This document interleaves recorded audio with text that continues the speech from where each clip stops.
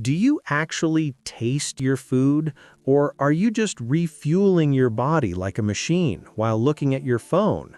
Most people today are eating fast, living fast, and honestly, John, they are losing their happiness because of it.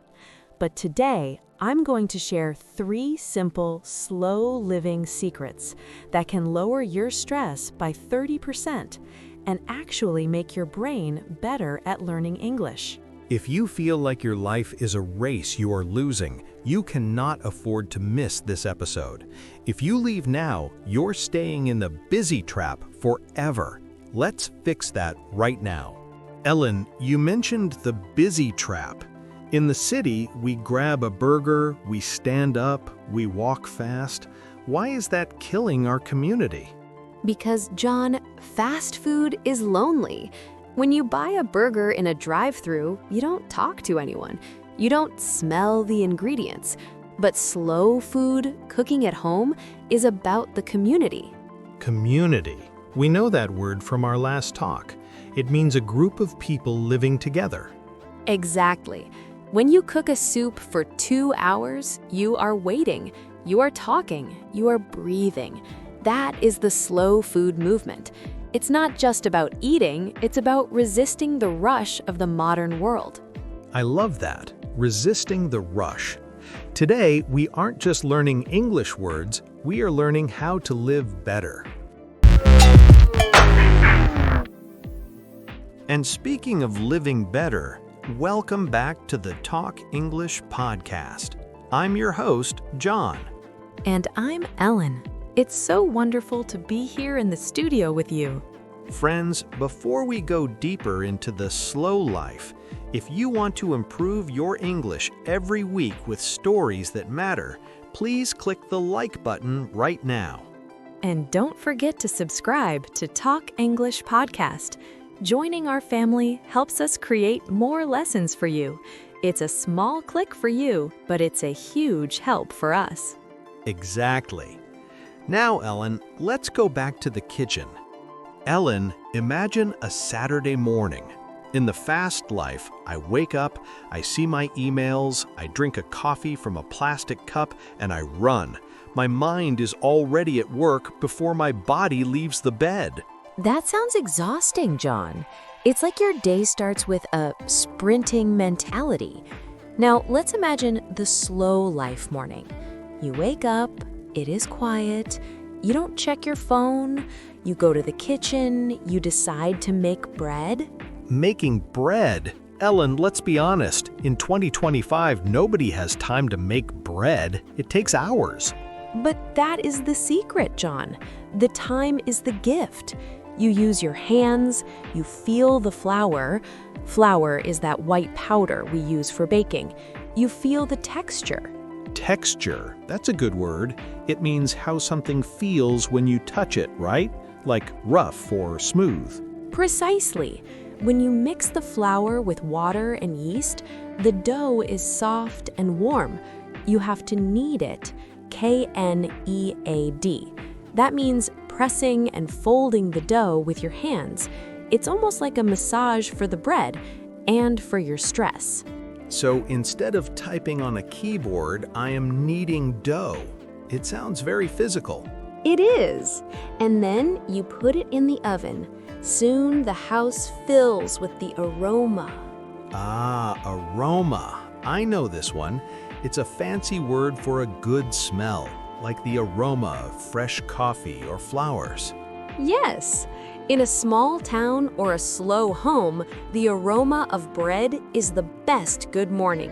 It tells your brain, slow down, there is no rush. While it bakes, you can sit. You can look out the window. You can actually be with yourself. You know, Ellen, when I buy bread from the supermarket, it has no aroma. It is just bread in a plastic bag. It feels dead. Because it was made by a cold machine, John, not by a warm human. When we cook slowly, we use our senses, our sight, our smell, our touch. This is very important for English learners too. How so? I thought learning English was about books and grammar. Well, think about it. When you learn the word delicious while eating something you actually cooked, you never forget it. The memory stays in your body, not just your head. We call this contextual learning. That's a great tip. Learn English with your stomach. I think our listeners would like that.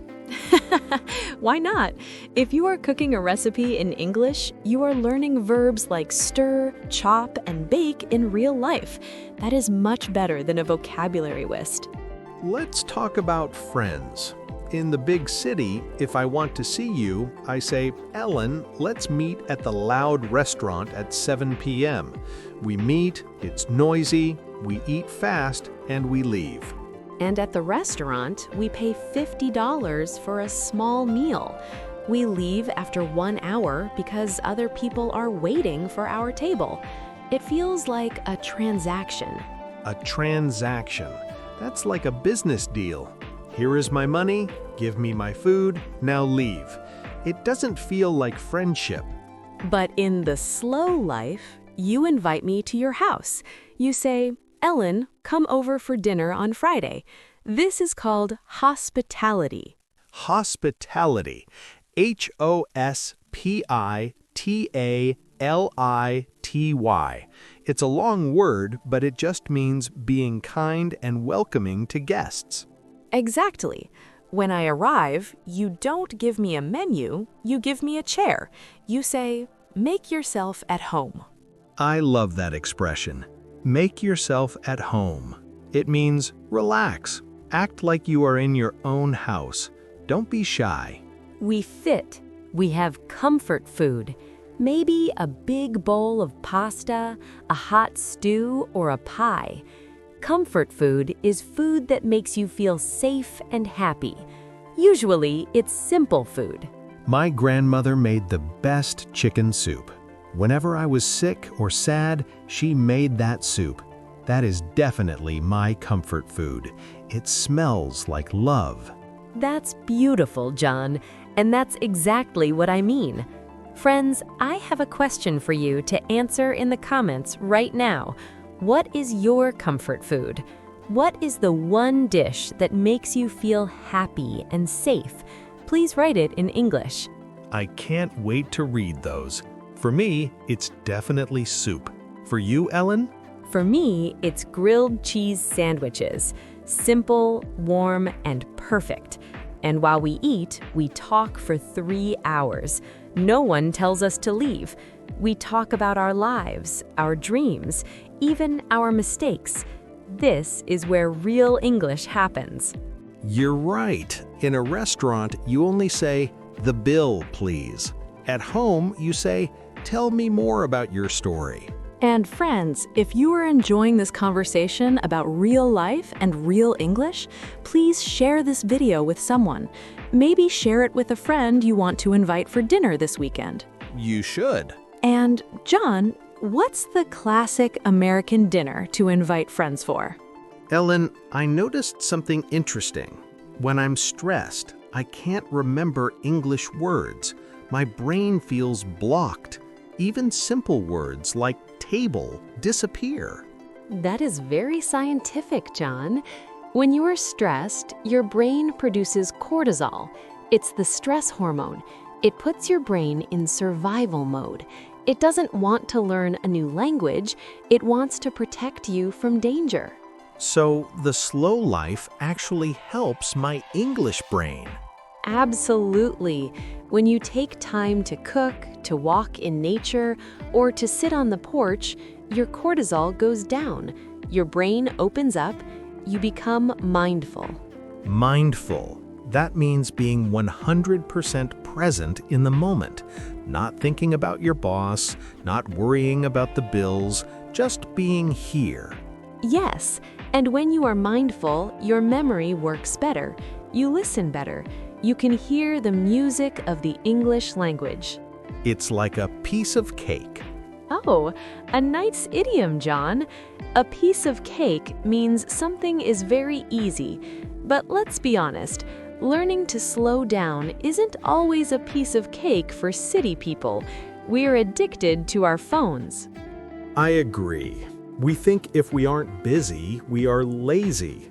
We feel guilty if we just sit and drink tea. But lazy and slow are different. Lazy is doing nothing because you don't care. Slow is doing things with quality. It's like your English practice. Quality over quantity. I always tell my students, I'd rather you know 10 English words perfectly and use them in a sentence than know 100 words but not know how to say hello correctly.